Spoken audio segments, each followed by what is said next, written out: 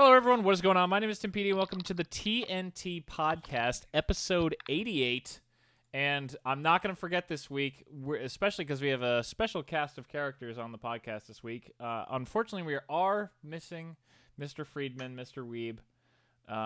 He had to skip. He's got a new job. He's actually starting on Monday, and he is studying up on programming languages to get ready.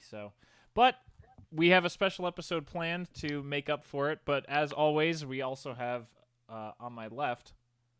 Oh, just Tyler. And across the anime expert. Oh my God! Across the table, we have not one but two special guests for the first time on the podcast to do our WoW Classic Extravaganza episode. We have both Aidan and Luigi showing up because they've both been putting in a bunch of time. So much time. And since you were both on the podcast before WoW Classic launched, not to get into it yet, but just for the audience, if you missed those episodes, Luigi leading into it was pretty. I don't know, Luigi. You're like it's gonna die within 2 weeks or a month. I was like, the number count it's gonna skyrocket first week, and it's going to go down every week. Right, and then just Aidan, significantly. you were more positive on it going into it. Yes, I was. You're like, this is pretty hype. And I think the fact that the amount of servers has like increased tenfold Wow. is a testament to my I can't think of the word. Well, you have some time because we are gonna cover some normal news. We don't have as much since our regular scanner of news Friedman is not here this week, but we even have some Weeb stuff. So don't worry, everybody. The spirit of Friedman will live on. The spirit of Friedman will live on. We do have a few short news stories. No Overdank or Magic this week. But this is kind of a wild story. So for the first time in God, when did Gears 4 come out? Like that was a while ago. 3 years ago. Okay. Well, unlike the launch of Gears 4 a few years ago that no one really cared about, just in the past week, Gears 5 finally launched, and it has apparently been kind of crushing it in certain aspects. The game launched not only on Xbox and PC as a purchasable thing, but also launched on Game Pass. And this seems to have led to over 3 million players, the biggest launch Microsoft has had since Halo 4 came out. But as Aidan pointed out before the podcast, this is a pretty deceiving number. Largely because of Game Pass, because right now we have the $2 for two. Is it still going? I don't actually know. It's still going. Yeah, it's still going. $2 right, listeners, 2 months for if Game you Pass. ain't taking advantage of this $2 for 2 months Ultimate Game Pass, you're cheating yourself. Yeah, it's literally like, hey, pay $2 to play any single game on this is a good deal, so just do it. Just do it. And even if you don't want to play Gears 5, yeah. like You could you be have like an me. abundance. You could be like me, and so after Tyler mentioned that him and Aidan had gotten Game Pass to start playing this, I got it because I remembered that Metro Exodus launched on Game Pass, even though it's not on Steam yet, and I don't want to do the Epic Store. So I also got it. Oh, you actually got Game Pass too? I did. Oh, I nice. did to play Sea of Thieves. That was another one that I saw that I was like, maybe, because Aidan, didn't you play that a bunch already with other people? We both did? I unfortunately was bamboozled when that game was $60. No, listen. We were sold a bill of bads when Michael was like, "Yo, let's play Sea of Thieves. We're gonna be pirates." It's gonna be good. Me and Aidan's dumbass paid $60 for it. Tyler, Yeah. so what you're saying is you got double scammed by the Microsoft stuff because you and I also paid for Crackdown 3, Dude, which I is got also on swindled Game Pass twice. All right. You know what? Let me say this, okay? Sea of Thieves, not a bad game. All right. I wouldn't pay full price for it, but it's good. It got a lot better since release. If you Yeah, I've want to heard give that. it a try and like pirate stuff's your thing, like you Yeah. could probably go for it. But it's not my kind of game. At release, Sea of Thieves was a $15 game. Right now, it's about a $30 game. Okay. I would agree. Or a $2 game. Or a $2 $2 Good deal. game. Absolutely correct. And like, I don't know, Luigi, I guess if you really want to try it out, we could play with you. I would download it. I mean, I obviously have it already. So if Luigi, if you or did Like, you I already played start it- playing it? I've played it a couple of times. It was Oh. okay. It was a nice way to like step away from all the games I'm bored. And I'm like, hey, here's this new thing, and then I treat it sort of like Minecraft Online. Luigi, your audio's cutting out a little bit. It's like Oh, your game. no. It's like your That's not good. your No, it ain't good. what's it called? The setting where it's like everything below this just cuts out. Oh, I'm not sure. Is it fine for now? Yeah, For now I can. Now it now. doesn't seem. It was just you were cutting out in the middle of sentences, so you might have been a bit far from them.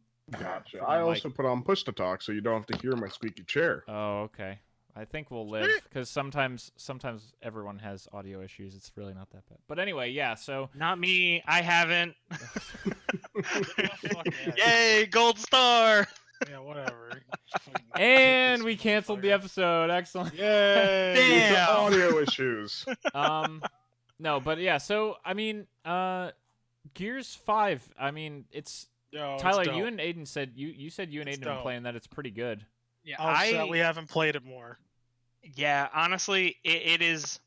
I mean, it's more Gears, but the way it's presented is like, I don't know. It feels like Gears, but like the things that you're going through and the way that the world is presented to you and the way everything looks. It's a beautiful game, by the way. That's what I've heard. It's Like graphically very it's good.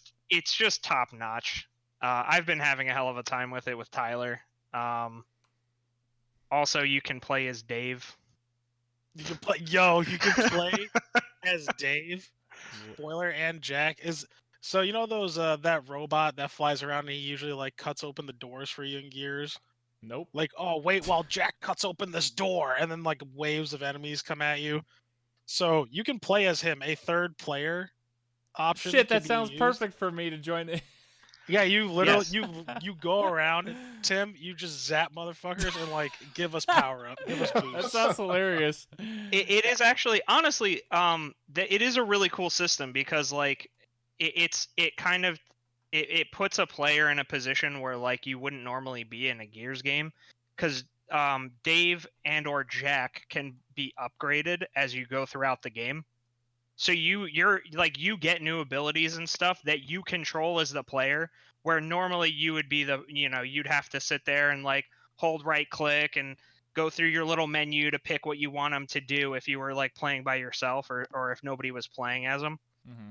And he just gets more powerful, and like you bring all the utility to the party. So it's like it's a pretty cool third role to be able to play. Cool.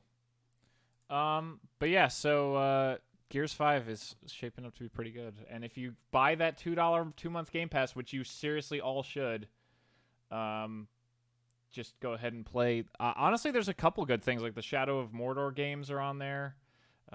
Sea of Thieves, like we talked about, Crackdown 3, which, Gears, Halo Wars 2 and 1, I think, are actually both on there. There's a lot of good stuff. And like You I said, got Metro the- Exodus, which I'm going to start playing probably like tomorrow. Yeah, Metro's on there. You got you got Forza Horizon 4. Yeah, well, it you seems got like a lot of Forza Forza 7. stuff. Oh, but before you play Gears 5, don't be like me. Upgrade your Windows in 1903. That rhymed. Oh my god. Yes, upgrade Windows to 1903 because the Microsoft Store does have a Windows version Oh requirement. yeah, it does. Yes. Yes. But yeah, so just to pop over to Japan for a hot second. Is this sweep shit? No, not yet. Not Not yet. Not yet. Don't we're worry, getting not there. yet. We're getting there. Continuing the trend of retro mini consoles, kind of lighting up the charts. 2 days from this recording, but a day after this podcast comes out, the Sega Genesis Mini is coming out finally. And unlike Nintendo, what did Nintendo have? Like 20 each on their NES and SNES? Something like that. It was like 20 to 30 or something Apparently, like the that. Genesis It wasn't Mini very much. is going to have 42 games on it, which honestly doesn't sound that bad for a price tag of $80. Although apparently you have to import the Mega Drive Mini from Japan if you want the 6-button controller instead of the 3-button one. That's unfortunate. But there's a lot of stuff on here. I don't know a lot of this because Let's I didn't have a console yet. If you what guys need a shitty link, games do we got? if you What guys need a we got? link to an article, I have one in front of me. Echo the Dolphin, my dude. Dude, All right, so the list. automatic garbage. Automatic. Don't want it. All right, no. You got Shining Force was good. I enjoyed Okay. Shining Force. That was good. You got Sonic. You got. Yeah, both. You got. Oh, all right, wait.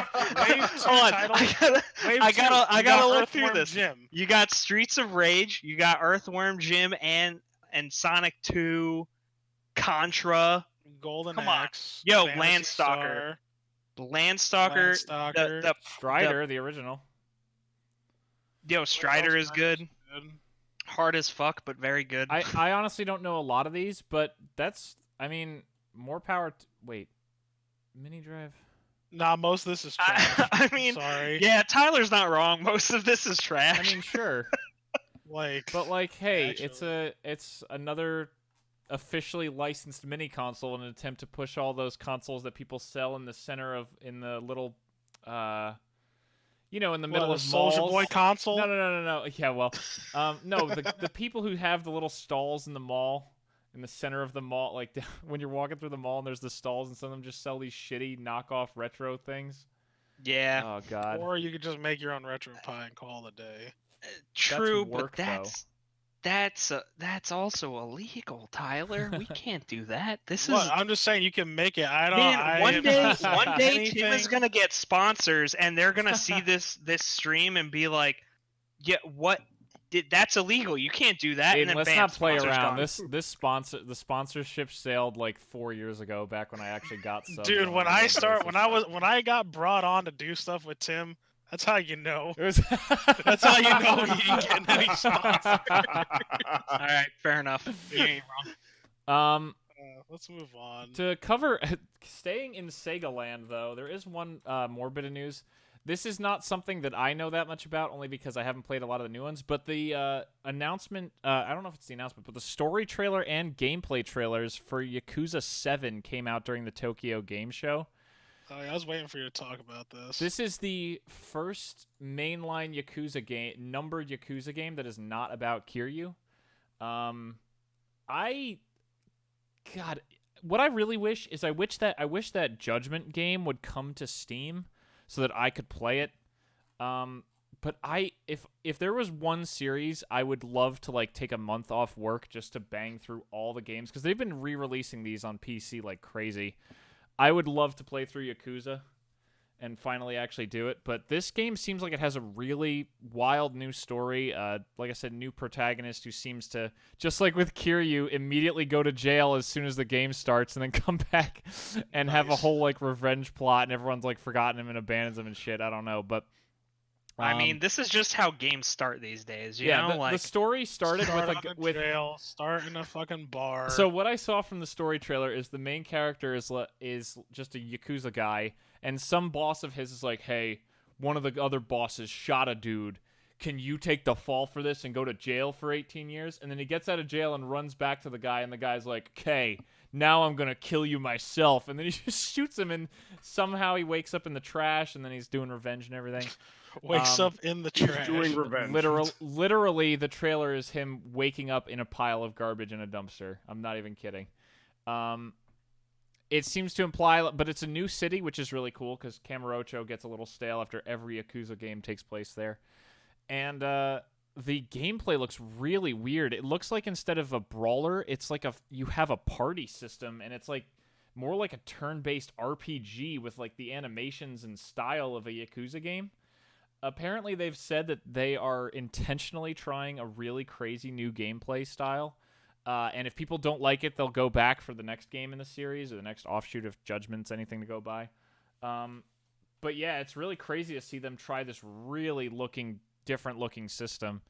But it seems like it has the same Yakuza style. Like all the story trailer and everything just looked wild as ever. So.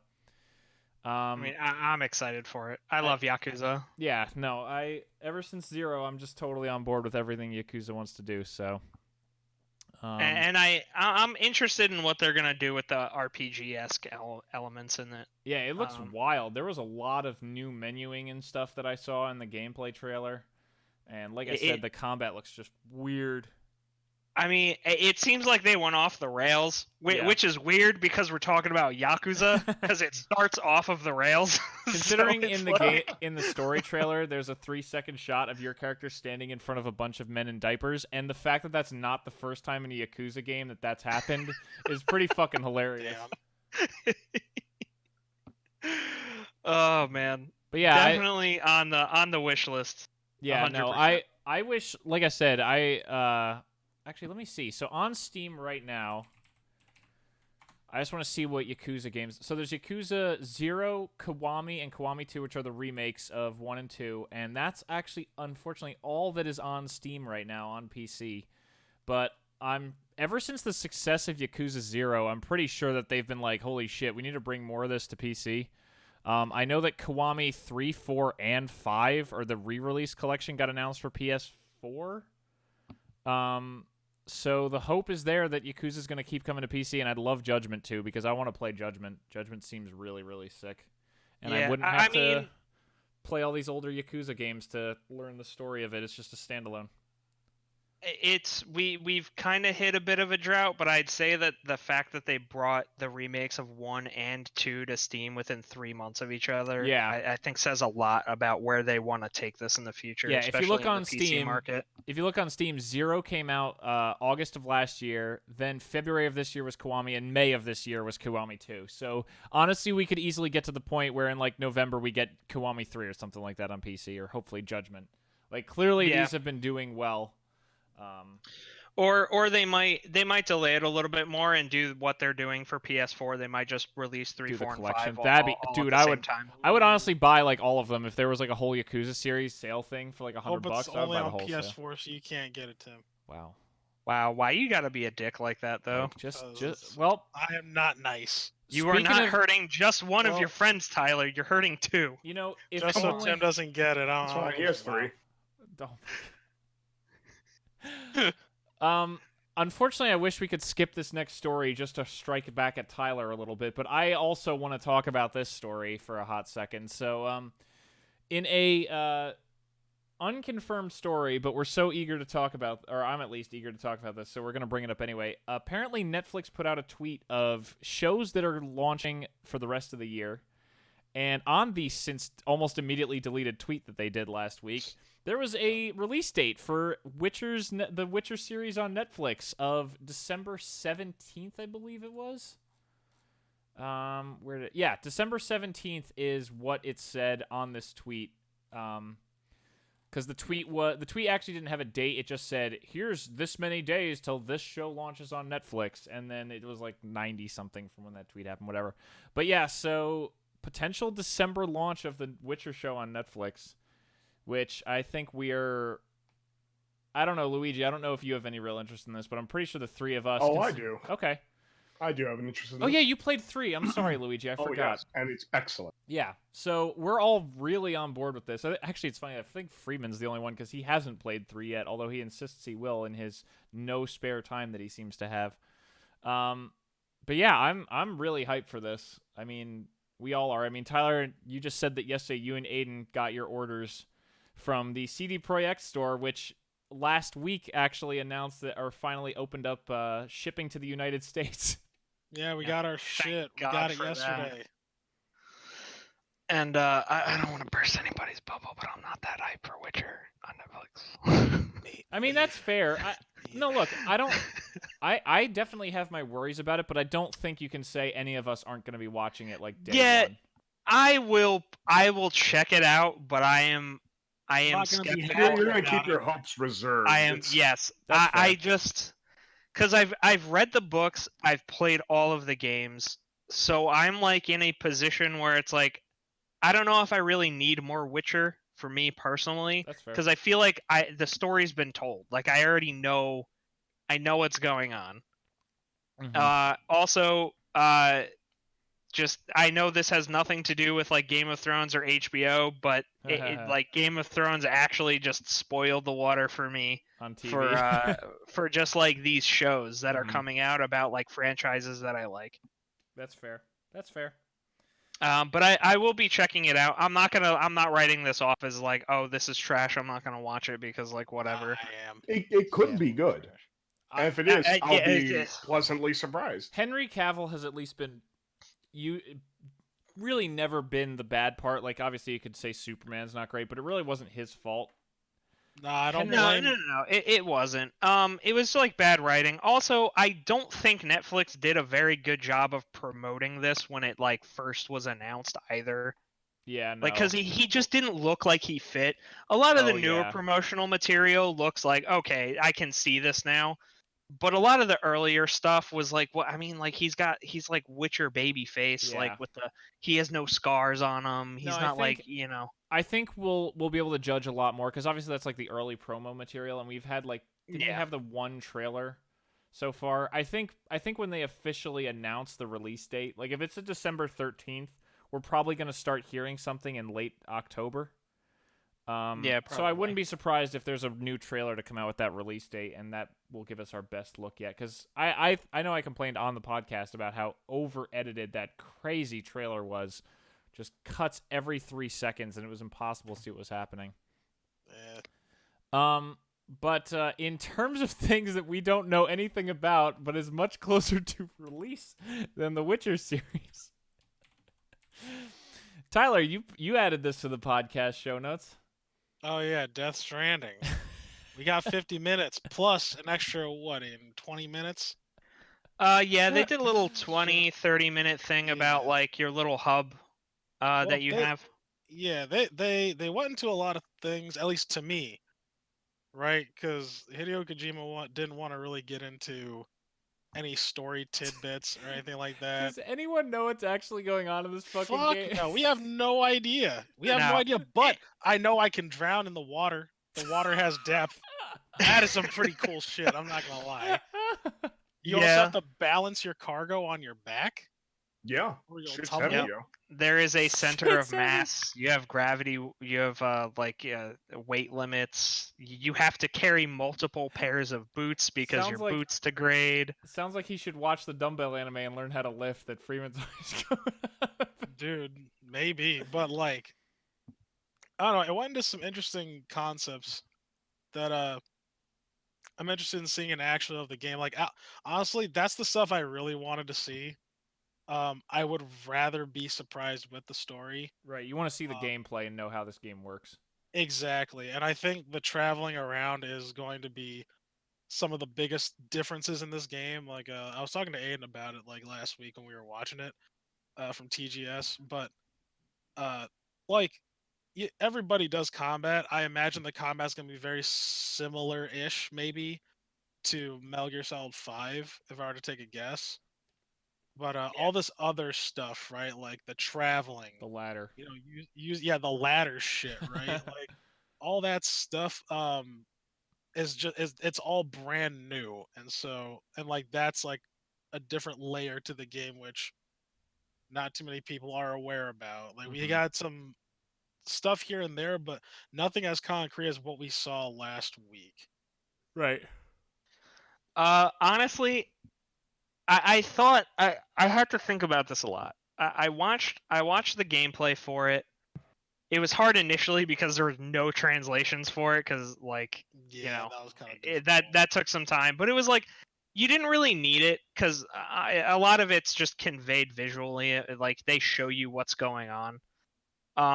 At first I was like, I don't know if I'm gonna have fun with this game, and the more I've like thought about it, I've just become more and more intrigued with like what this like how all of this stuff works.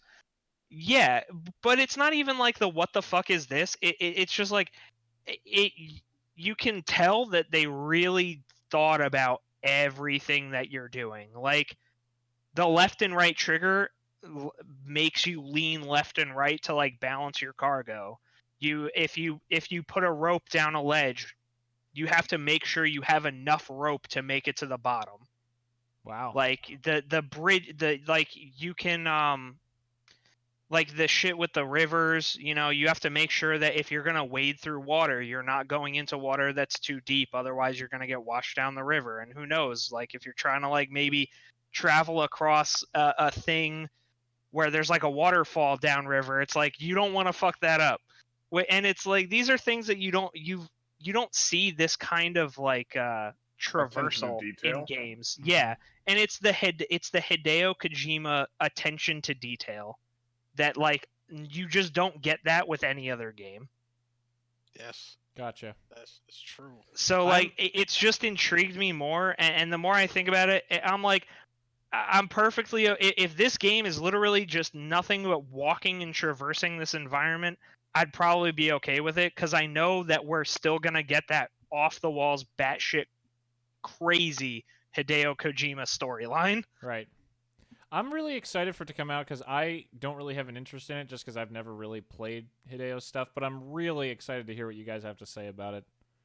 Are you interested in this at all, Luigi? No, I have not even taken a look at it. That's though. fine. As we were speaking, I started looking at exactly you were talking about, and the first thing that pops into my mind, the attention to detail, seems like this is a lot of busy work that you have to put There's into the game. Yep. Yeah. Like the one thing I think, your boots degrade, so you have to carry multiple. I'm like, how shitty are these boots that Pretty they're shitty. degrading so fast that you need to carry 3 pairs on you? If the map is to be believed, you're walking from the east coast of the U.S. to the west coast of the U.S. So the let's say the PCT, which is 2,600 miles. From just talking to people I met on the trail, on average, they're using like 3 pairs of wow. like to the extent. And this is people who have done this multiple times. So 3 pairs is not cutting it.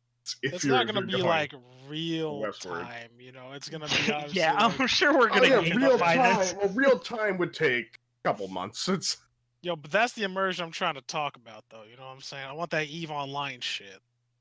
Just kidding. I really don't. No, God. you don't. I don't want that. But no, I like that like gentle realism, right? Because it's like Hideo Kojima does stuff like that.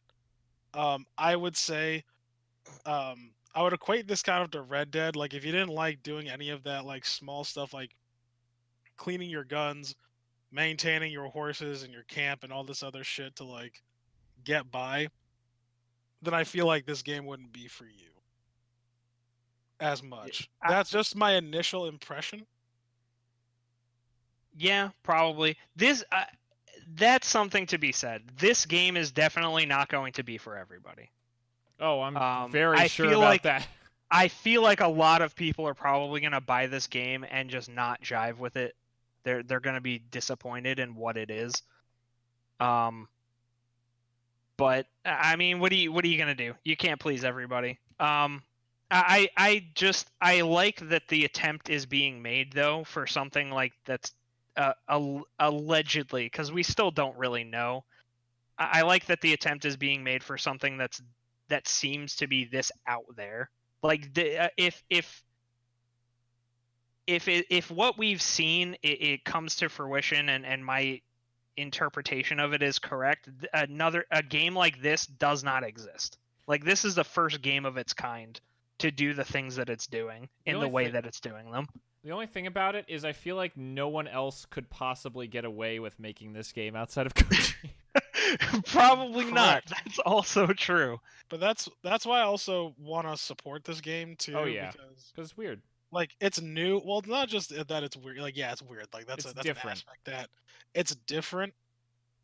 Mostly it's different. It's a new IP, and it's Kojima and these other people, like this other talent that's on the project, that's going out of their comfort zone for the most part to try to make this happen. Mm-hmm. So I'm very curious and interested in seeing how this goes, and I want to support new ideas. Oh yeah. All right. And last but not least, while we're sticking in Japan for most of the rest of this podcast, this is just a very short thing. I think you threw this on here also, Tyler. Yeah. It's also kind of related to it. Like goes kind of hand in hand with the other shit that came out of TGS last week. Final Fantasy VII got a pretty decent trailer. It looks kind of nice. I can't remember what Freeman said about it. I think he said like, "Oh, like it looks alright," like or it gives him some kind of hope. I don't know. I'm not gonna put words in his mouth, but I guess I'm like, I'm still about it. Still about it. I don't know. What do you I, guys think? I'm I know okay. we. I'm okay with this. You're okay I'm with like, this. it's been forever since anybody's like seen Final Fantasy VII. I mean, unless you're like actual hardcore, I like go back to play Final Fantasy VII every year kind of person. Wow. But see, But I laid like it out last night though, Aiden, and I'm like, even when I was listing off all the games, I was like, man, this is a lot of fucking Final Fantasy VII shit. yeah, yeah. I mean, all right. You're not wrong. Final Fantasy VII is like the favorite child. It's not necessarily the best, but mom and dad love it the most. Okay? Yeah, that's a good point. And You make a good point. I am not entirely upset with it because I gotta be real. I fall into that camp. The first Final Fantasy game I ever saw was Final Fantasy VII. I watched my cousin play through it, and then I went on to watch him play through 8 and 6 and shit like that. So it's but 7 was the entry for me, and it was for a lot of people. And I think I feel like a lot of people hold 7 in a special place in their heart. Whether it deserves it or not is irrelevant, because the reality of the situation is that like 7 is a well done RPG with a fairly well done story that like it touches you right in the feels. All right, you tell me you didn't cry when you watched her die, Tyler. I didn't cry because unfortunately it was spoiled for me. Oh. Damn. Well, that's just unfortunate. Yeah, I mean, I had Sadness. no idea how the rest of the story was gonna go. I knew she was gonna die, so I was ready for it. But I was still very pissed off because I was like, man, there really goes my only healer. Shit. Like that And actually bugged Tyler me. coming in with that. No, oh, the game mechanics. Yeah, dude, for real. I need to like, read Max. No, you're not wrong. But for real though, Cloud's the best healer in the game. Anyway, yeah, he was just alright, in the interest of getting us to our main topic before Luigi has to leave us, let's move I on gotta go raid. to Yeah, gotta go fucking raid. the Wii. The weeb shit. See, it doesn't have the same effect. Man. I know. I don't have Freeman's deep voice.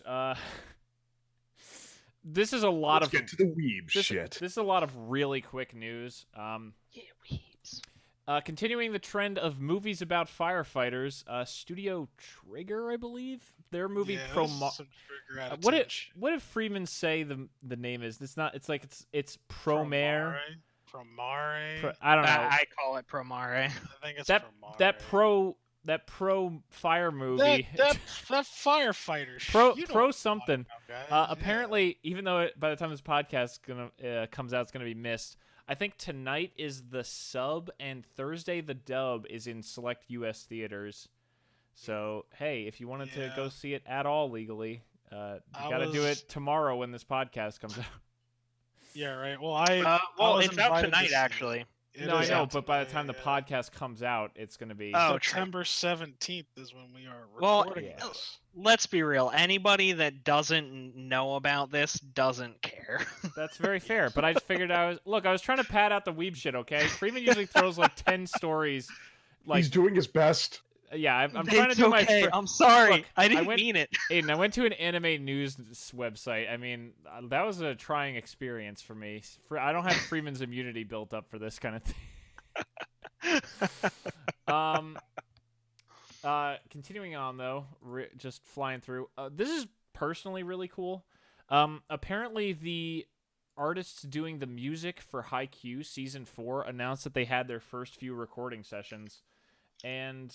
I'm pretty sure that music is one of the last things you do in an anime, just like with every other production. So, hey, it's just signs that Haikyuu Season 4 is moving along really well. I'm really excited because Haikyuu is a ton of fun. And, it helps that, we cosplayed it at the convention a few months ago. We did. You losers did. Yeah, you were Not me, invited, though. Tyler, and you're like, no, I'm just Tyler. That's my normal Yeah, I cosplay." literally go. I dress up as just me. Like, Oh, shit. Is Aidan adding in Weeb shit news? oh god. Oh, yeah, that's coming out, too. I almost forgot. Yes. This is actually kind of just retro Weeb news. Apparently, even though the animation looks really weird, finally, after so many years, Ash Ketchum in the anime has won the Pokemon League. Ooh, look at that resounding crickets of no one giving a single fuck. Well, I mean, it's kind of cool. Like, I remember, we've talked before about watching the anime when we were all kids. And now, lo and behold, here's Ash with a very strange expression on his face and some weird animation. But he's holding the big trophy, and he apparently finally won. Although, immediately all the comments were, man, he should have won back during X, Y, and Z. Dang, I literally, as you said this topic, He should have won in meme. the Indigo League, man. Come on. Yeah, it was pretty underwhelming. You know how many years it's been since I've given a fuck about the Pokemon anime? Oh, I agree. It's too little, too late. You know how many times I've beat the Pokemon League before Ash did? Come on. I mean, to be fair, by the time the anime was even coming out here, we'd already all beaten it on fucking Blue and Red. True, but that Yeah, was the only first forever time we ago. had beaten it. And then I we're know. watching the adventure How many times? begin. I know. We're all I need a bright-eyed puppy and here. bushy-tailed, and then we all realize that Ash is garbage. Oh, fuck off, Tyler. Alright, I'm not even gonna... Oh, fuck it. Never mind. Yeah, it's great. It's great. Alright, for those at home, Tyler just posted the worst meme ever. It's a picture of Ash hugging Pikachu in a bathtub, and it says, when you finally won a league and now there's nothing left to do, and it says, Pikachu, finish it with Thunderbolt. Finish it with Thunderbolt. See, this is the type of shit only I would post. That is correct. That is a quality shit post. Oh, God. But in terms of more anime that's more relevant to us today, apparently the dubs for Demon Slayer and One Punch Man Season 2 are both coming to Toonami on October 12th, which I know lots of people have already been watching it. I know I know you guys. I never got around to finishing One Punch Man 2, but I know... Oh, God, who's watching Demon Slayer here? Is anybody? I am still actively watching it. I think we all are. For some reason... Aidan is like on episode fucking 2 or some shit. I'm like a few episodes Oh, in. sorry. For some reason, I like thought that. you'd stopped watching, but I guess I'm just What? insane. No, I- you know I what? stopped It was Fire Force. It was Fire Force. Yeah, it's Fire Force. Which I'm also caught up with. Oh, nice. Actually, real quick, Luigi, have you turned around on it all? Oh, I think it's good. I did. Okay. I weren't did in not. Friedman's, I think it was Friedman. Yeah, no, Friedman was the one who wasn't super into it. I liked it the entire time. Okay, cool. Yeah, because I know me and Val have also been really on board, but Friedman was the guy who was like, "Yeah, it looks okay," but The story... intro was just too hype for me not to. I love that song. Yeah, Val actually was just yesterday. Val was like, "Yeah, it's stuck in my head. I had to drive to work, and I kept playing it." Yeah, it's real good. It's nice because it's not loud like a lot of other hype anime openings are. It's just a good song, but it doesn't feel the need to like scream the entire time like a lot of other ones that do hype you up. Oh yeah. But yeah, the dubs are coming to Toonami. They're coming to TV for anyone who prefers the dubs. They're finally coming out. And also on October 12th. October 12th is clearly like the start of the fall season, I guess. Freeman could confirm that if he was here. But One Punch. My Hero Season 4 simulcast on Hulu and Funimation, dub and sub, coming October 12th. Oh boy. That's exciting. You know, I couldn't get into My Hero. That's fair. Just me. No, I know there's people who No, haven't. it's not fair. It's amazing. And that's fine. It's the That's Naruto fine. of I our accept generation. this. You know, everybody told me I should watch One Punch Man too. I couldn't get into One Punch Man either. One Punch Man's a lot shorter though. Like I haven't One finished... Punch Man also, or One Punch Man 2? No, well, no. Also, two is TOO as in also because English is a terrible I'm language. surprised. One Punch Man is very short and feels very strong across the whole thing. Then again, Val had to be dragged kicking and screaming through 12 episodes of fucking One Punch, so I guess it's also not for everybody, just like everything is. And then Aiden just threw on here. I would assume it's also October 12th because that seems when the seasons are also the fall season starting. But Shokugeki no Soma Food Wars is returning for the final season. That Freeman swore one of the seasons. Freeman was like, "This might not ever happen, guys." But damn. thank God this show is going to finish. Even if it looks... This show is probably going to look like it was made on a $2 budget compared to the $4 budget of last season.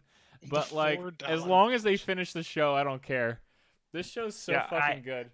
I don't care. I love Shokugeki. Shokugeki is like my fucking spirit animal. It's pretty great. It's pretty great.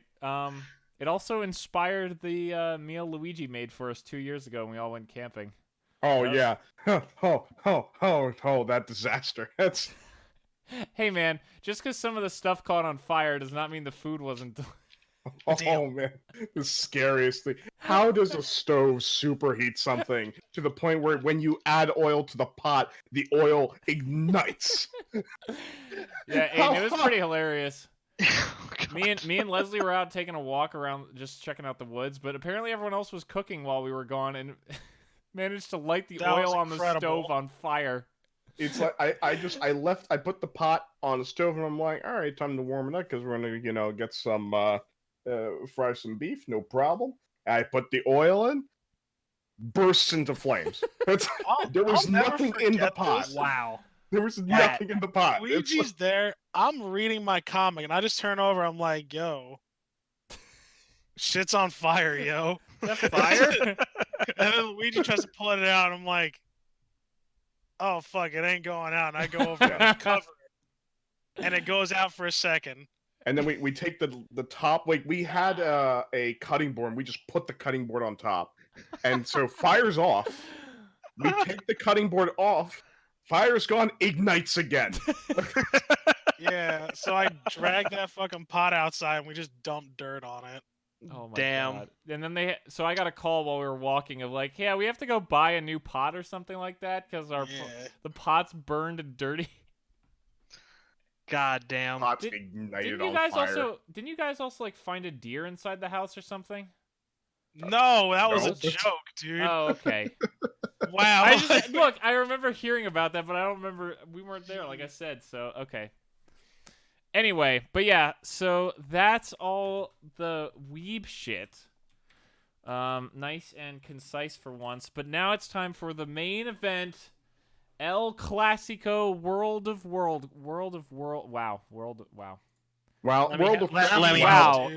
It's World of Warcraft Classic. So here's the real question then. How is it? I love it. It's fun for now, yeah. I'm enjoying myself. Much more reserved answer. All right. So I feel like Classic, you fall into one of two categories for Classic. Mm-hmm. Like, A, you fall into the category of like, yo, this is cool. Like kind of like I like to compare this to RuneScape, right? Yeah. Because they did the updated RuneScape and then they re-released old school RuneScape. So I feel like the comparison is apt. Mm-hmm. Like some people, you're either in the camp of old school RuneScape was just the superior thing, or it's like old school RuneScape was cool, but all of those all of those new features and the quality of life improvements are like they just make the current game better. I fall into the camp of like Classic WoW. I think is just the superior game. Simply because I think the thing that WoW hinges on fundamentally is the community, which I don't think exists in the current form of retail WoW. So I will say I play Classic back in 2004, but it was the kind of gameplay where I had no fucking idea what I was doing. I didn't even hit 60. I think I stopped like at 42 before BC was announced. But playing it now, it's kind of like I'm just reliving. I'm not even reliving. I am living a new experience because I now know so much more since 15 years ago. And the one thing I like to do in WoW at least is just raid. And before, back in 2000, I think the fastest level 60 was done in 3 weeks, 6 days, like right under a month. Yep. And when Classic released, within 2.5 days, you had somebody at level 60. Wild. Yeah. Mages are really good at AoE farming. Also, just to point out that the method in which this mage used to speed level to 60, to power level to 60, was not available in Classic. Because something that they did introduce in Classic was layering. And when you log into the game for the first time, it puts you into a layer. And you will share that layer with other players for forever until somebody from another layer invites you to a group. So how this mage power leveled to 60 was he would basically have just a bunch of people like constantly inviting him into a group to layer hop. And because he was so far ahead of the curve, he wasn't fighting anybody for mobs. So every time he joined a new group, the mobs would instantly respawn faster than their normal respawn rate because you're in a different layer. And that is actually now a bannable offense in Classic, so don't do that. Damn, after he already got it, though. Yes, yeah. I mean, he already got it, and it is what it is. But yeah, abusing layering is a bannable offense. So don't do it. They've also put a restriction on it for now as well. So I don't think you can physically do it the same way that this guy was doing it originally. But yeah, that was a thing. So, but congratulations to him for like doing it. It was impressive. It's getting to 60 in any amount of time that amounts to like. I went on a full rant. I went on a rant, and my audio stopped working. And so I'm sorry. I just kept talking. It's totally fine. Shit, where did I leave? He wasn't even talking. I don't know. No, I wasn't talking. Discord failed. Aidan's been talking for a hot minute. I thought I was talking for a hot minute. I'm like, why is everyone so quiet? No, Aidan's been talking about layering, how the guy did it first, the layering thing that he used. Oh, so wait, okay. So where was what was the last thing that I said? You said that the dude got like level 60 in 2.5 days, and then I went on a rant about layering. He explained how that happened. Oh yeah, well, like the first dude got 60 in 2.5 days, and then the first 2 raid bosses were killed in less than 2 days after that. Amazing.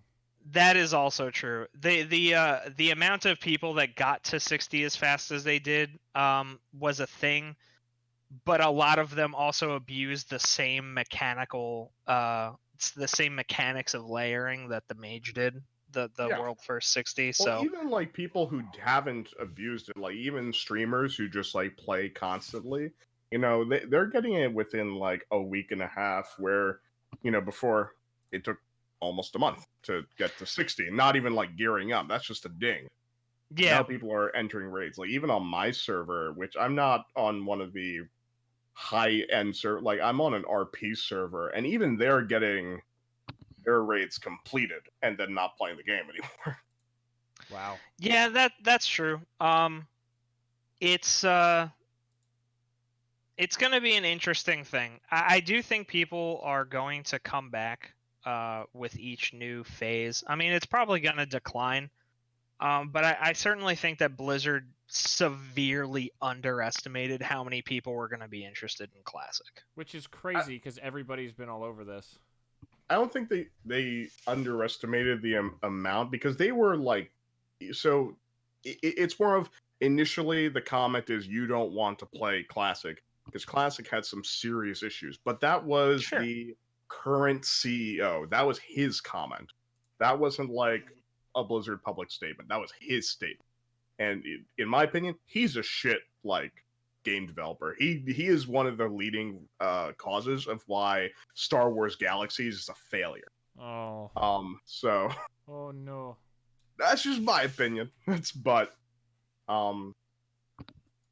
The game is easy. Like, it's super easy. I don't even have to think. All I do is like I quest and then I just watch TV.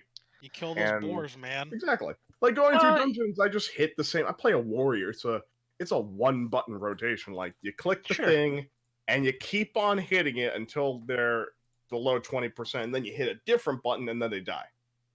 Yeah, but I mean, like, the difference between that and retail is one extra button. That I play both. Like I play a warrior in Classic, I play a warrior in retail. Okay, I actually don't want to fight you on warrior mechanics right now because I don't play a warrior. Well, I'll put it like the amount of attention needed to play retail and even like the degree of difficulty for retail, not just dungeons, it's a lot higher than needed for Classic. The only thing you need to do for Classic is like when you're killing the thing, make sure the thing that's in the corner doesn't come closer to you and start hitting you, so then you have to kill two things. Like that's, this is a game made in 2004. Yep.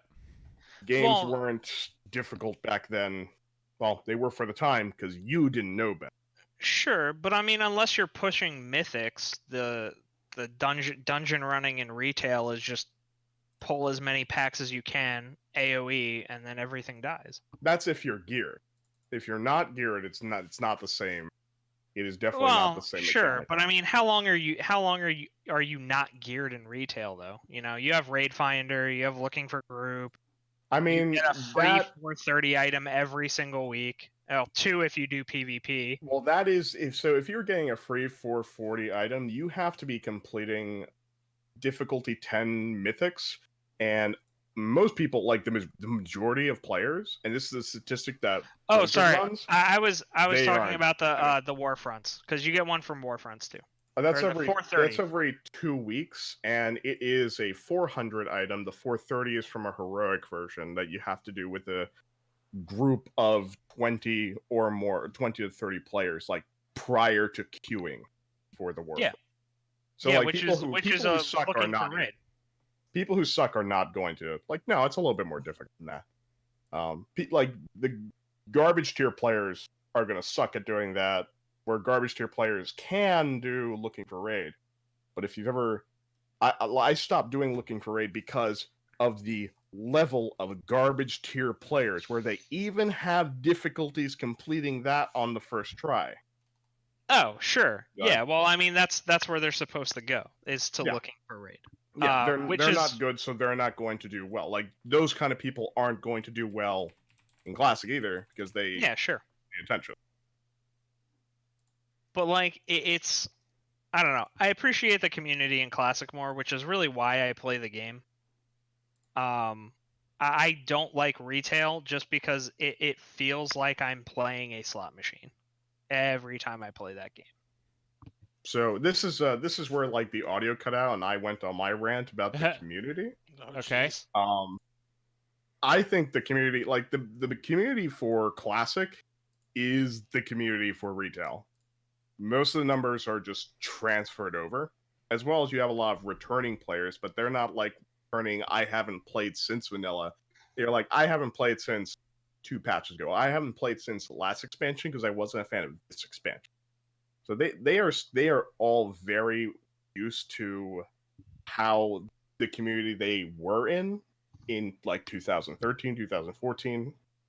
That's pretty much the current community of Classic is just retail, but on a different server. So we're like, you can't, I'm gonna press I and I'm gonna queue up for a dungeon. You can't do that. Yeah.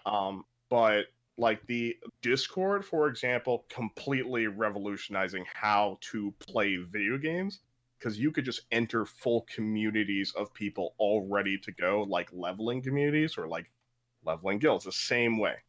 Like we have 2 raid groups, and we just like moved the majority of those 2 raid groups into Classic, and we're having no problem.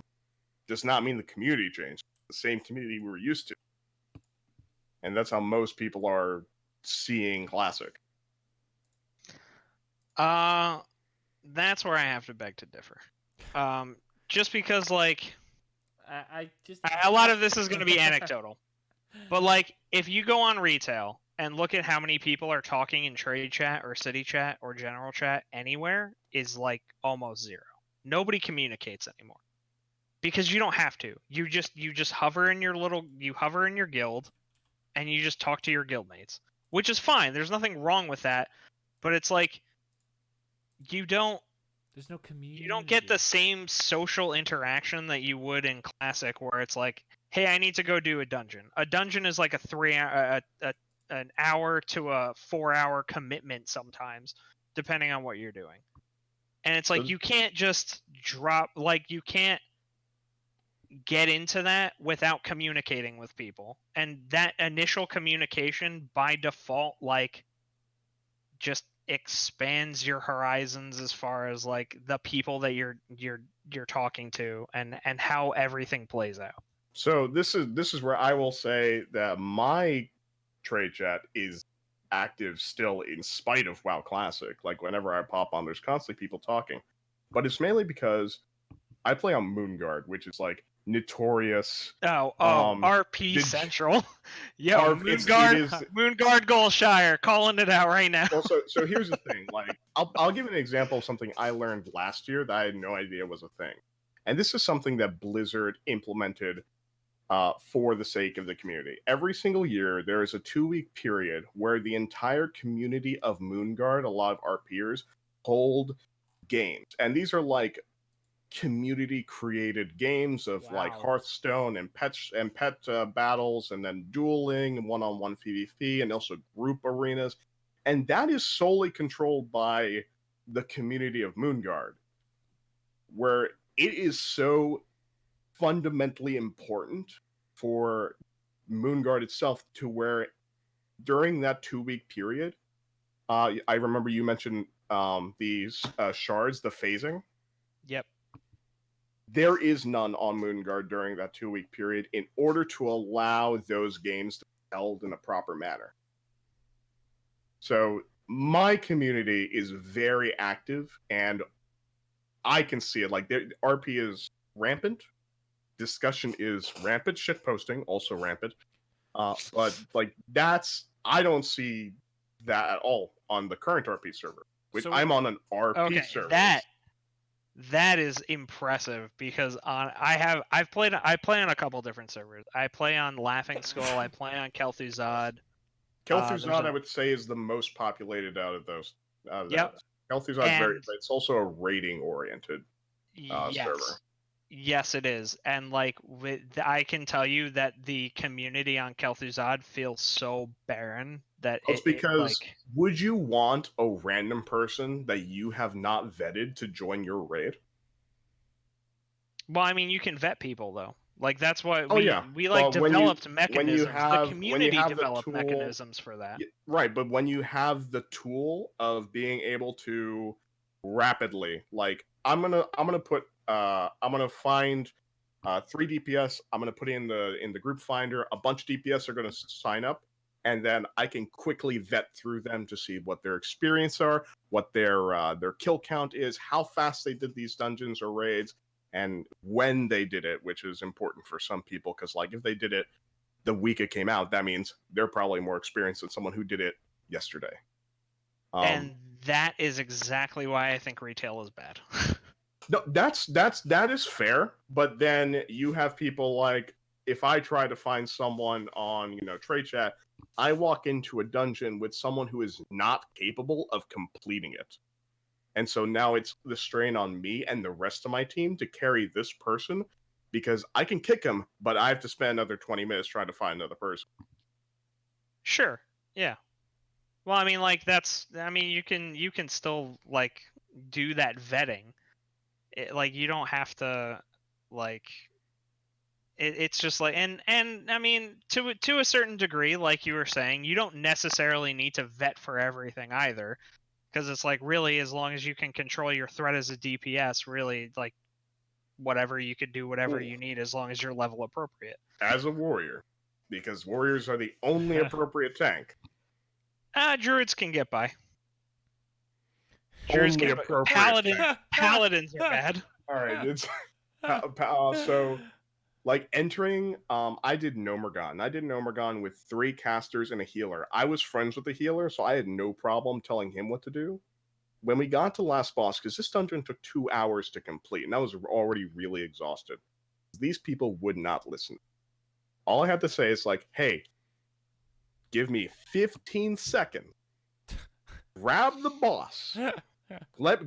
Don't take your hands off. I was being sarcastically mean at this point. Sure. Don't fucking touch the keyboard. We're on the last boss. Just you saw all the issues with the other 4 bosses, 6 bosses we had? Not here. This one's gonna kill you, because if I lose threat, you're gonna die. So 15 seconds, don't touch the boss, allow me to hit the boss as much as I can, and then after 15 seconds, hit the boss. I had all of them agree. I'm like, okay. I had all of them say, okay. I'm like, all right, I'm going in. Doesn't fucking work. That's like, they were attacking immediately. And at that point, I'm just like, everything respawned behind us. I'm not spending another hour to clear trash again just to do this dungeon. Fuck this, I'm out. Me and my buddy left, because that was a nightmare. Had I known that these people were stupid to begin with, I would not have brought them with me. Yeah, but I mean, like, the frustration is part of the experience. No, frustration isn't part of the experience, but like your gear score tells you nothing about how good a player actually is, and that's actually how you that's how you vet people in retail right now. I would also say I do not vet people by gear score. I vet people by their experience in the dungeon, which is why like Raider.io, which is a third-party website, exists. It'll tell you how well you did in the dungeon. Now, if your gear is like lower, but you still manage to do all these dungeons, that means you know what you're doing. And it can tell you how quickly you did it and what time frame, what was your role and what was everybody else doing. And you can even go even further if they have logs, because you could just see every step of whatever they did throughout the entire encounter if you wanted. But it's kind of just like a guessing game at this point. Which is fine because it's a brand new game. There's not an established third-party site, but there's also no established site. So in order to vet somebody, I have to wait until they come to me, stand in front of me, and inspect them. And then it's like, can this person even do the like appropriate DPS? Does this healer actually have healing gear on, or is it a DPS who swaps spec? Can I chime in here by saying, by all means, I'm gonna reinforce this shit again, because I've said this to Luigi so many times. Man, this feels like a part-time job. Fuck this. Oh man, it is. No, tell them about your Excel spreadsheet, Luigi. Every single raid, I make an Excel spreadsheet of how things should be organized. See, and like, this is ludicrous. That's like not weird to me though. See, yeah, like that's pretty normal. If anything, my spreadsheet isn't organized enough and not going to good enough detail. You're the weird one, Tyler. Hey man, I'm just like shit. I don't want games to be a job. That's why you don't play an MMO. Don't play MMOs. MMOs are jobs. They really are. They take a lot of. You're like Luigi and you're like a guild leader. A lot of time. I still respect the organization and the time that goes into it.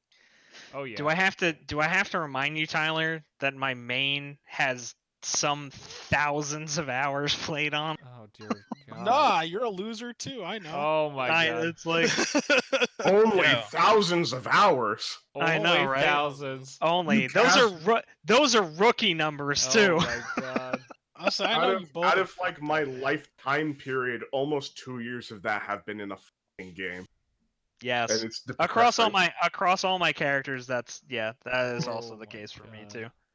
I don't think there's actually a single game I've put even 1,000 hours into. That's fucking wild. Yeah, I've never put a game. As many games as I've played throughout my entire life, I never sunk one into like 1,000 hours into one game. Yeah. Yeah, I'll sink another 1,000 hours into WoW. I don't feel bad about it. Nope, not at all. But you'll complain the love this game. entire way through the next expansion pack, Oh, I'm sure. absolutely. Oh I'm my fucking bored. That's why I'm playing Classic. Well, You know, you honestly- say I'm fucking bored, but you still have your 2 main raid nights, and then you also have added time for Classic. Well, that's because like we have 2 raid teams of 20 people. Oh my. Like we have a lot of people who play Classic, but we also have a fair amount who don't. Oh, And you if raid Mythics? Actually, we're starting Mythics this week because I want to give us like a break in between to allow people to play Classic to their heart's content. Oh, give us a break. Are you the guild leader? Yeah. I am one of the officers in the guild. A man of culture, I see. Yo, you should jump to his guild if you're good enough. If you're hard enough. You're on I fucking- You're hard probably enough could. for this. Like, I haven't done any guild leading since like I was an officer in a guild from vanilla to Cataclysm. Oh, fuck. I was going to guess Wrath of the Lich King. Nah, Wrath I liked, but I think Wrath was the beginning of the end for me personally for retail. Fuck. All right. Keep So talking. you I'm know. looking for something. Oh my god, it sounded like the whole fucking world was about to oh, explode. fuck. No, I just remembered something I wanted to bring up.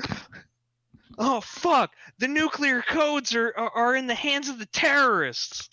Fucking Jesus Christ, man! You want to be more dramatic?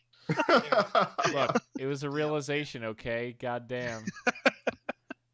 Hey man. No, but I'll wrap it so we're not talking in circles. I have been having a fantastic time with WoW Classic. I can understand why people would be like not cool with it because this is a game that has existed for 15 years. People have been playing on private servers for 15 years. Oh yeah, before to Classic the point came where out, there's like there are builds that exist from private servers for warrior tanks in Fury spec dual wielding, but as tanks because the min-maxing has gotten so ridiculous that like unless you're Fury you actually can't tank Nax because everybody else is just gonna pull thread off you. So it's just like you gotta go fast. Yeah, you gotta go fast.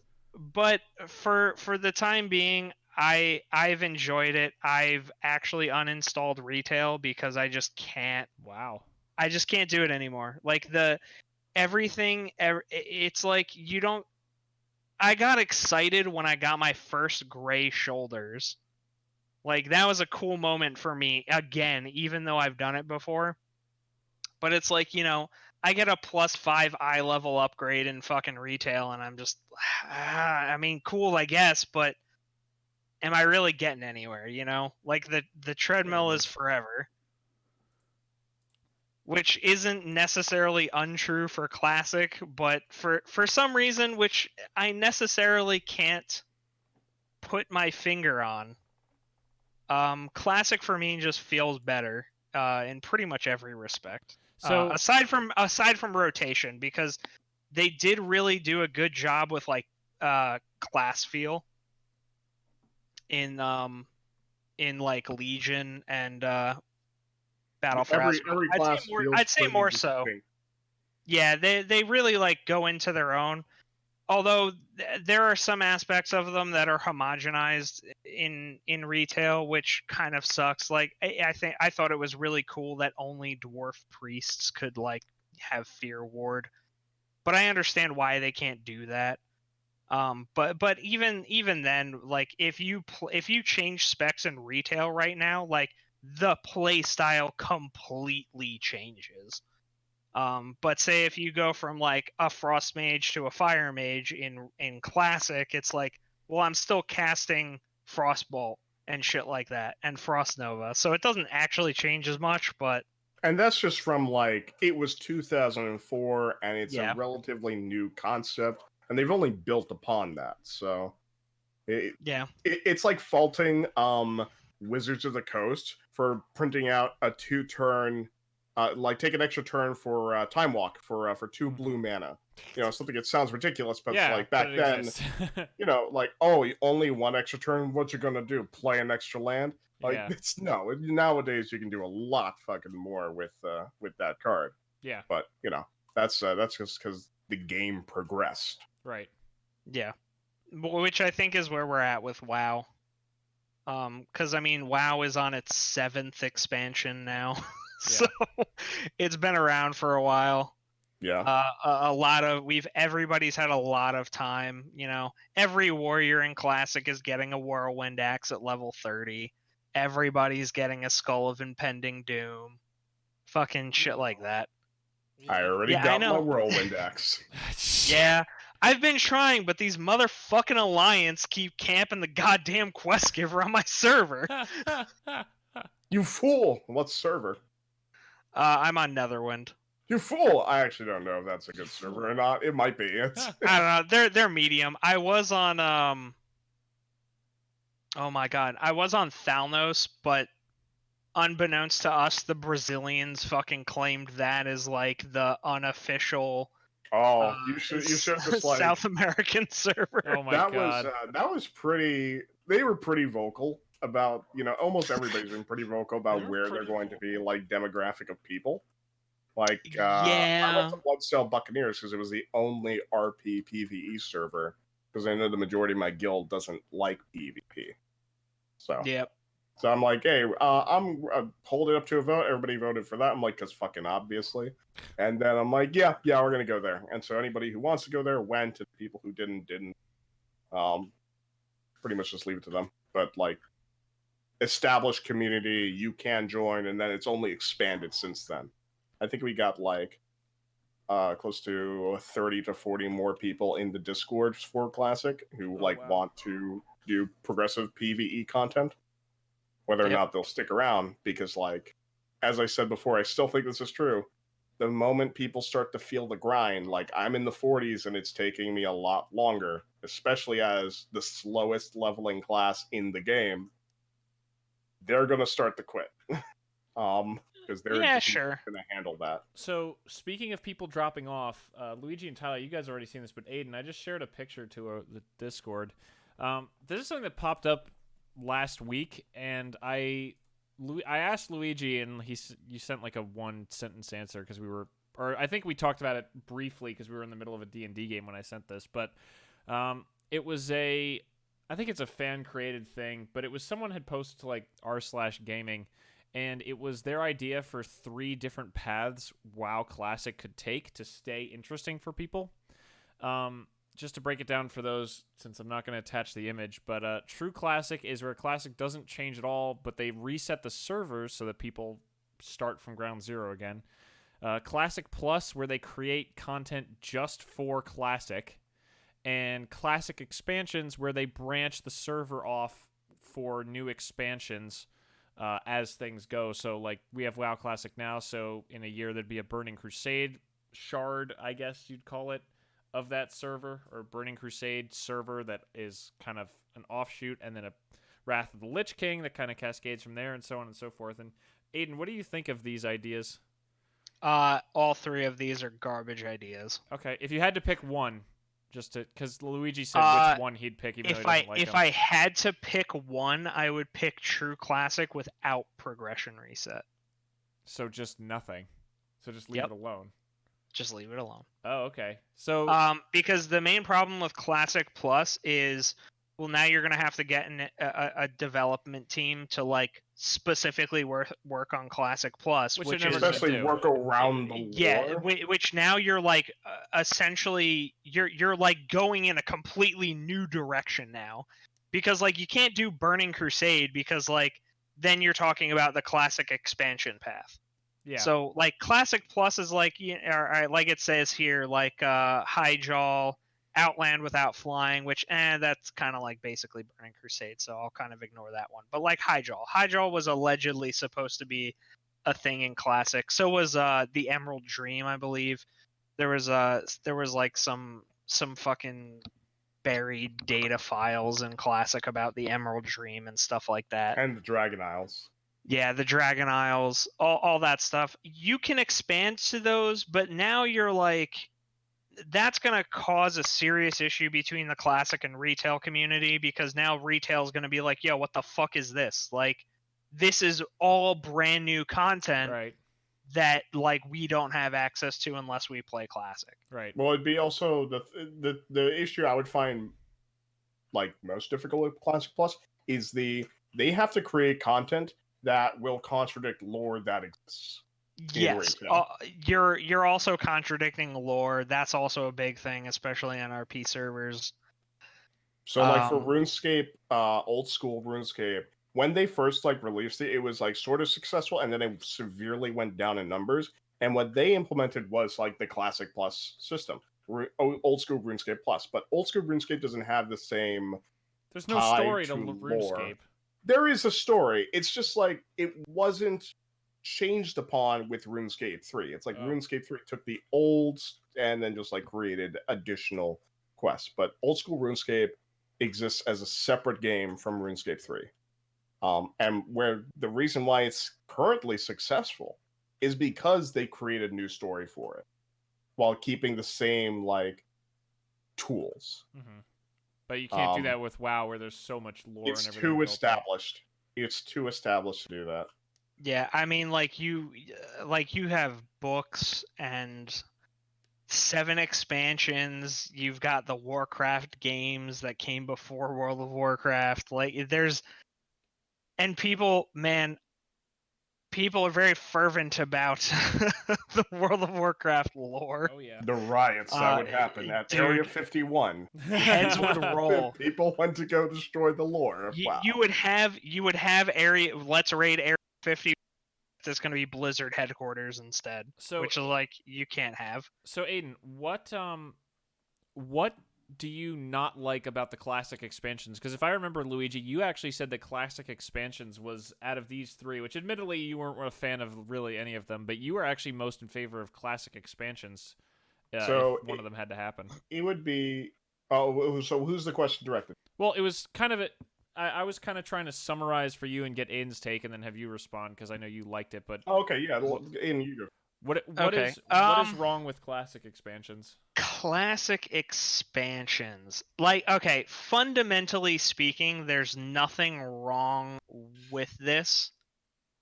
How I would prefer this to happen is if they're going to do something like this, I would want them to move the entire community from Classic to Burning Crusade.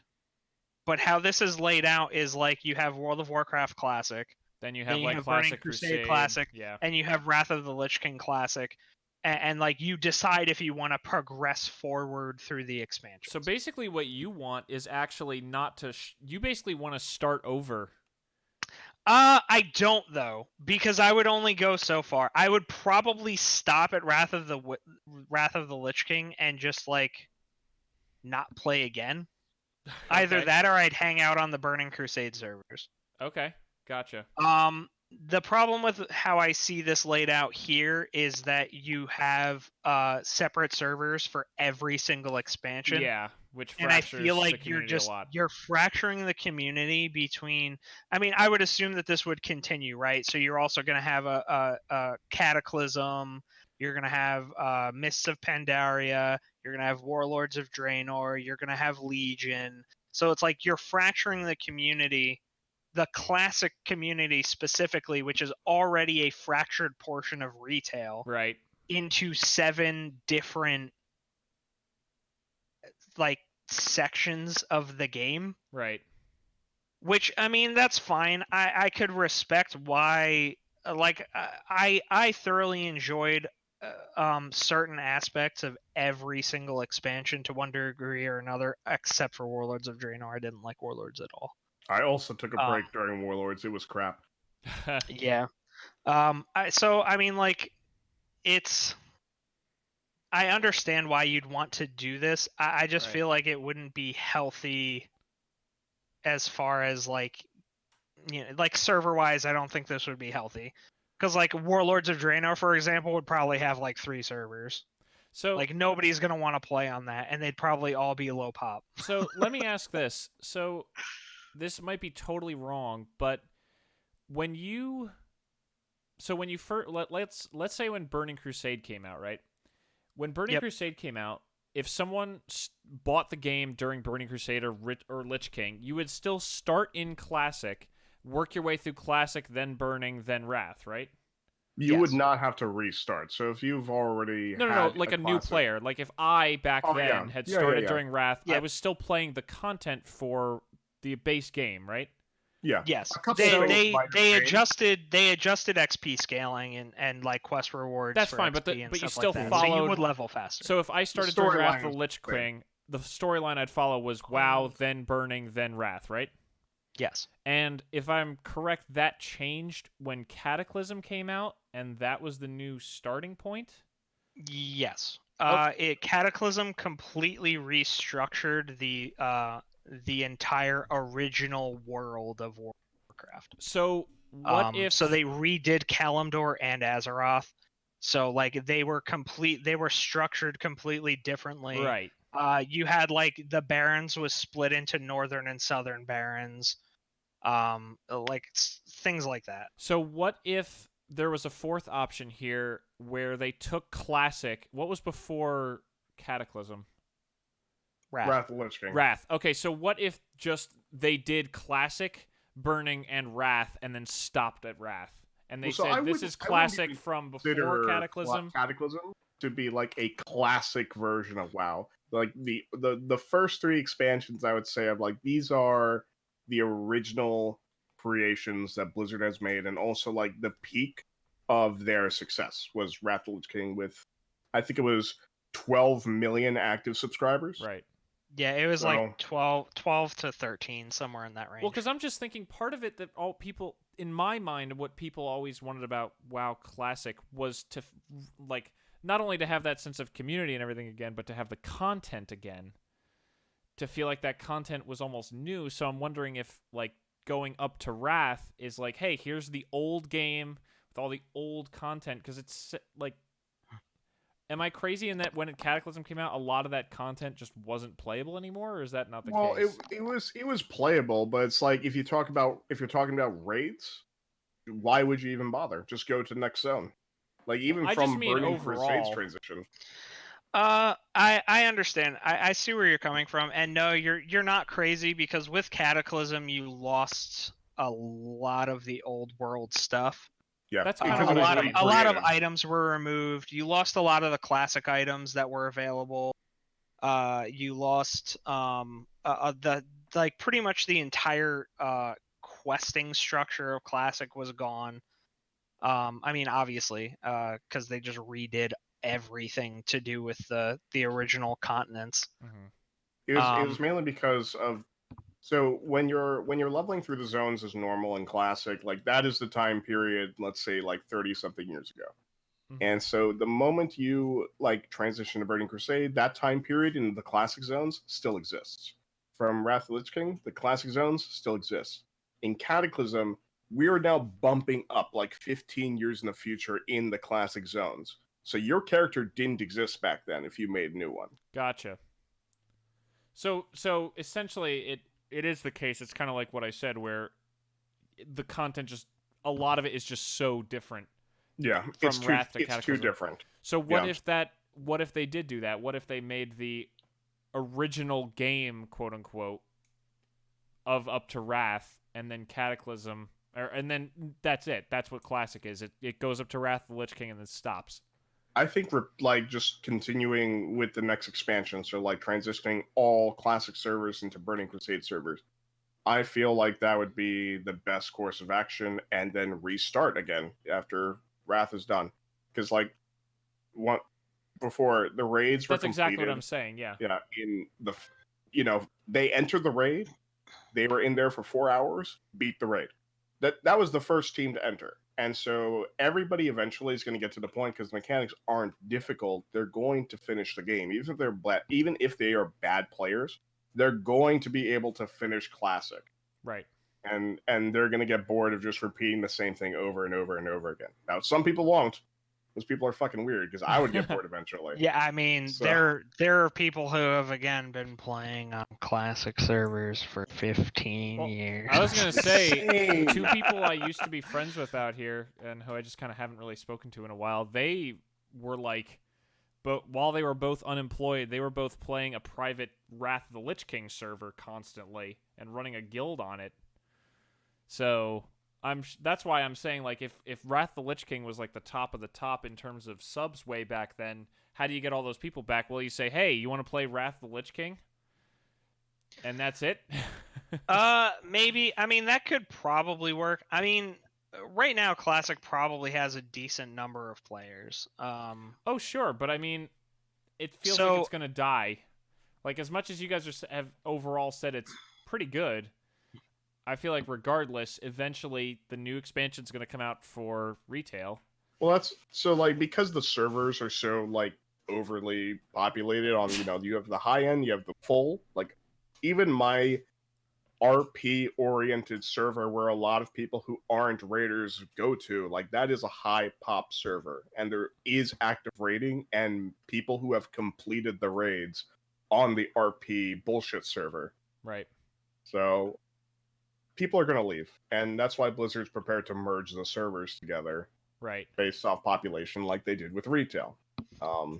It's Yeah. it's going to go down. It's just a matter of how long it takes. Which is inevitable, because I mean we had the same problem initially when we were playing Classic and Burning Crusade and Wrath. It's just that now they're better prepared at handling it, because there were servers back then, like the first time around, when it was like you had servers that were dead, Mm-hmm. and it took them, however many expansions to, like, okay, we're gonna do like the mega servers now, we're gonna merge battle groups, and we're gonna like do sharding and all this other stuff. It That's took them going to make it seem like the world is actually populated, despite you being on a server where only like a few hundred or 1,000 people play. Mm-hmm.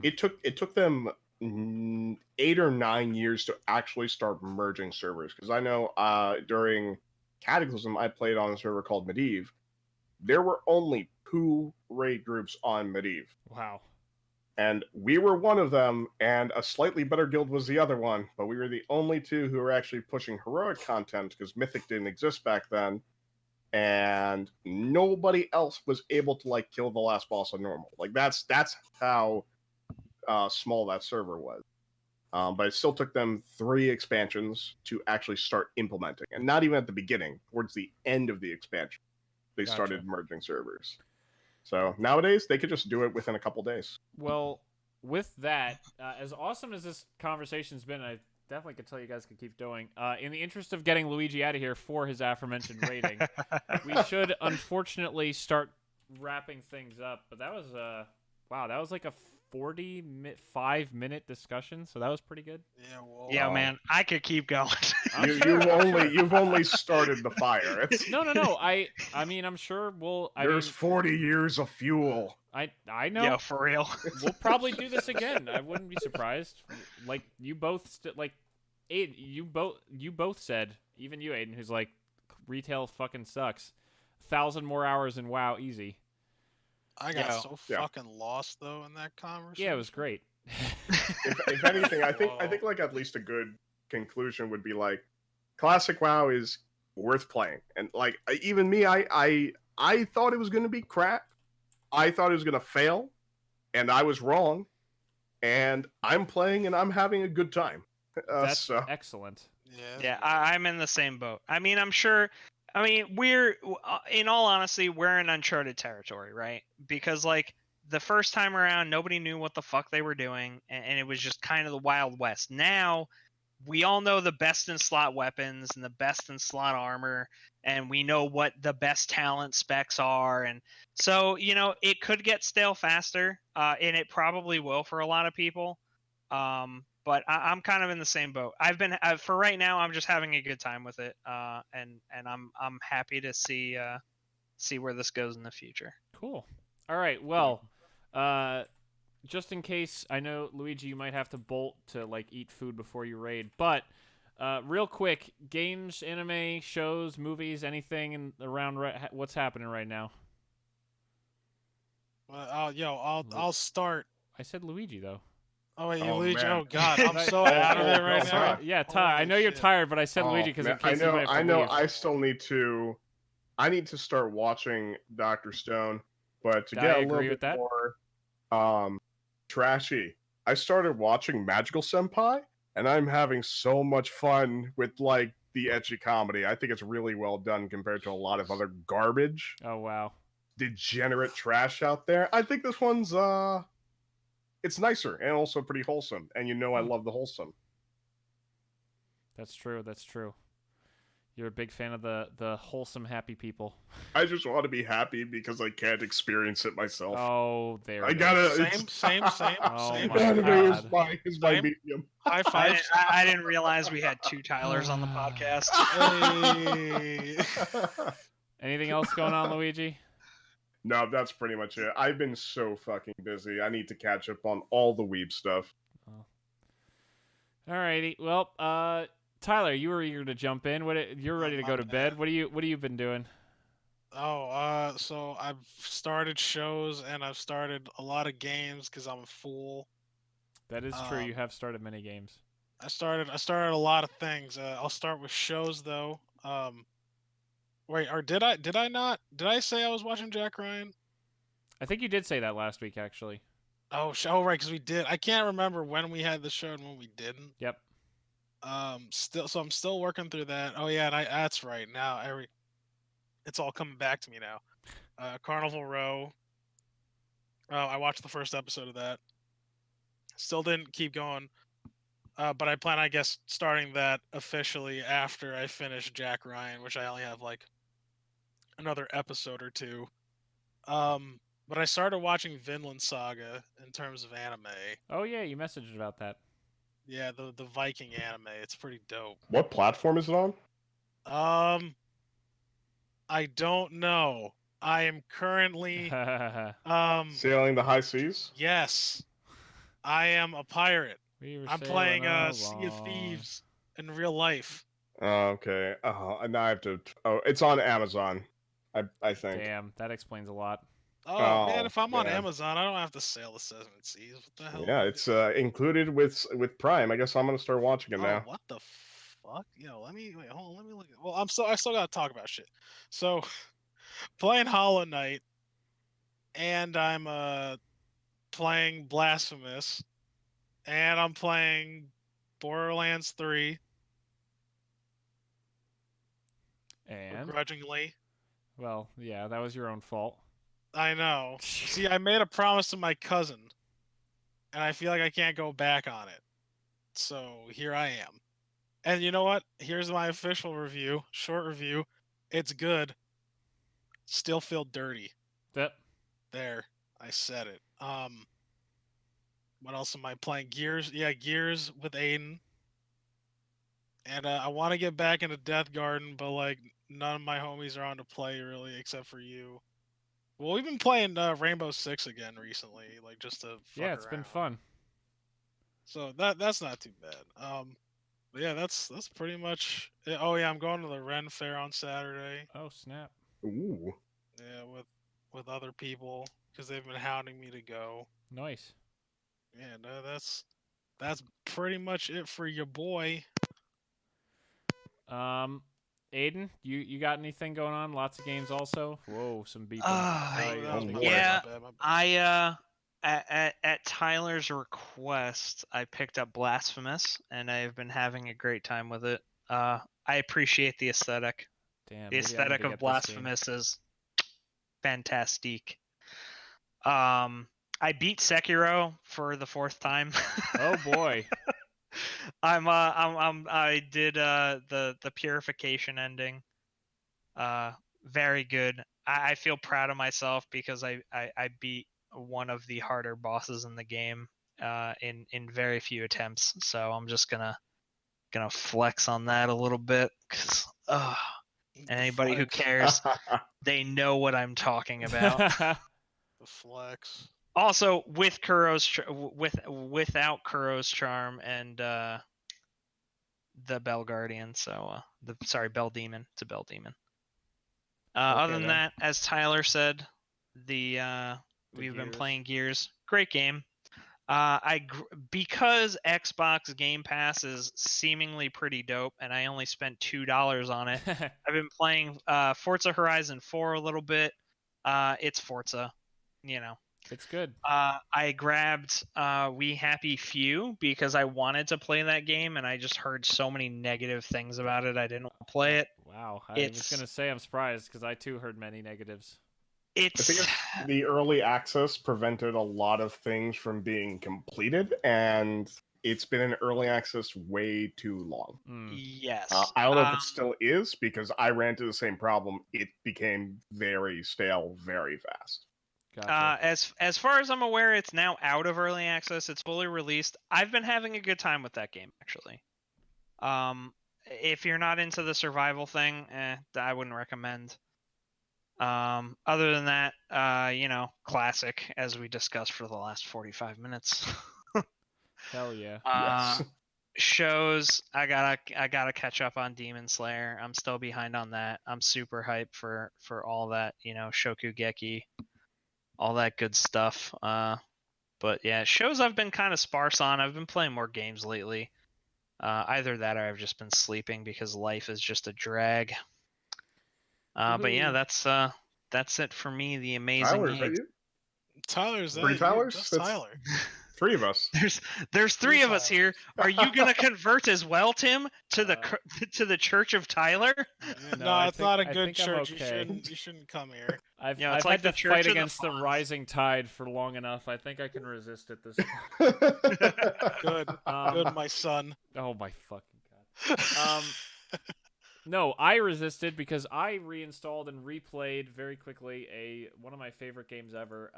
This last Friday, I randomly decided to reinstall Dead Space 2 and played through the whole thing in about 6 hours over 3 sessions, which was a blast. That game's still fucking fantastic. Yeah, I don't know what to say. I might finally try to take on the hardest difficulty where you can only save 3 times, but I want to make sure I actually have the time to play it if I'm going to do that, but I don't know. Maybe I'll try to start that on Friday or something like that, because that game's just top to bottom fantastic. I did my live stream on Saturday where we tried to play Empire at War, and it failed every time, so we played Battlefront 2, the original Battlefront 2, which was a hell of a lot of fun, mostly running around Mos Eisley as the heroes and force pushing each other down to the ground with like 10 other people was a blast. Other than that, like Tyler said, me and him have been playing a little Siege just for fun.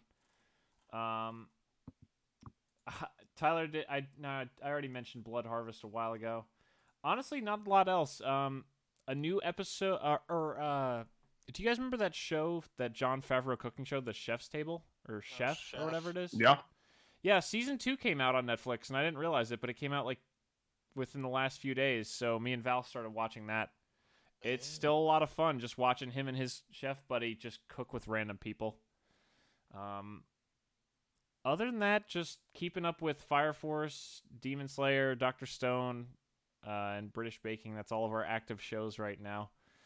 Demon Slayer, I'm really sad that we're about to end, because it's been quite a ride of Demon Slayer. But oh shit, I forgot to mention. Apparently, season 2 was actually confirmed a few days ago by the author on Twitter. Buddy. So that's definitely thank happening, God. which is fantastic. I was too invested. I got scared.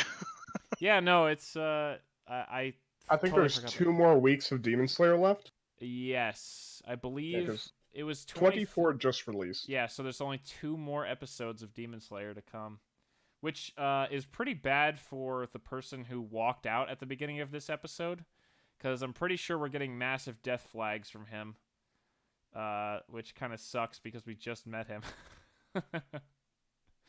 Shit happens, man. Not believe in the heart of the cards, man. Come on. But Dr. Stone has just been absolutely engrossing. Fire Force seems to be picking up its story at a pretty good pace. Actually, decent cliffhanger and happy moment at the end of this last episode. I'm looking over Crunchyroll. Really nothing else. might try to start playing Gears 5. I'm not sure yet if I'm going to do a Let's Play of Metro Exodus, because it has been a hot minute, but I did do the first 2 games, both as Let's Plays. So I might do it like that. I'm not sure. I got to figure out the timing, because me and Val have been going to the gym almost every day now, and trying to, get ready for my brother's wedding, then get ready for my wedding next year, and then yada, yada, yada, yada. So I don't know. We'll see. But gonna do another live stream this Saturday. I'm not sure what yet, but we'll figure it out. But anyway, that's gonna wrap it up for us here at the TNT podcast, or the. I'm not even trying. Don't even try it. Yeah. I tried for a second. AIDS, Luigi, shit. Tim, Aidan, Luigi, The Tyler, TNT Tout podcast with special guests Aidan and Luigi this week. Tout? Oh, God, Yeah. stop. It's The TT Tlat. plus Al. Thanks for listening, Yeah. everybody. We'll be back next week, but until then, my name is Timpedia. Just Tyler. The I'm amazing Luigi. AIDS. Fuck. God damn it! It's ruined. We need to start over now. I Nope. paused it so to make sure you could go first, but then you didn't Yeah. say anything. I'm like, let me say it. It's like, You guys are like the 2 I was courteous trying people. to be courteous. It's Yeah, you guys And are like two the rest courteous of my people. life, this is just Like, complete failure. Luigi opens the door to let Aidan out, and Aidan's like, no, come in first. Then you guys both walk into each other as you're walking through the doorway. and we a series of failures. Just Oh, my continuing. God. Failing Yep. upwards. That's failing upwards. Absolutely. I demand my 50 cents, Tim. Thanks for listening, everybody. We'll catch you next time. Bye.